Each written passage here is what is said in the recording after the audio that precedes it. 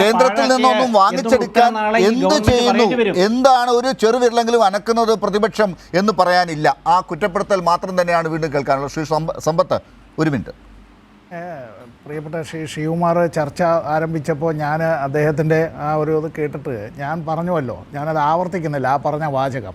രണ്ടാമത്തെ കാര്യം, അഭിഭാഷകൻ കൂടിയായിട്ടുള്ള BJP വക്താവിയുടെ ഈ ഹർജി തള്ളിയെന്നോ, ഹർജി എന്ന് പറഞ്ഞാൽ പെറ്റീഷനാണ്, പെറ്റീഷൻ തള്ളിയെങ്കിൽ ഇത് ഭരണഘടനാ ബെഞ്ചിന് വിടില്ല. നമ്മൾ ഈ കേട്ടുകൊണ്ടിരിക്കുന്ന പ്രേക്ഷകർക്കെല്ലാം ഈ ഭരണഘടനയും നിയമവും എല്ലാം അറിയാവുന്നവരൊന്നുമല്ല. ദയവ് ചെയ്ത് നമ്മളിങ്ങനെ ഈ മനുഷ്യനെ തെറ്റിദ്ധരിപ്പിക്കുന്ന നിലയിലേക്ക് പറയരുത്. ഒരു IAS സംബന്ധിച്ചുള്ളൊരു കാര്യം, അതിൻ്റെ എല്ലാം കഴിഞ്ഞ് ഓപ്പറേറ്റീവ് പാർട്ട് ഒരു കോടതി ഉത്തരവിൻ്റെ അവസാനത്തെ ഖണ്ഡികയിൽ അത് സംബന്ധിച്ച് പറയുന്ന കാര്യങ്ങൾ അത് ബാധകമല്ല എന്നാണ് അവർ പറയുന്നത്.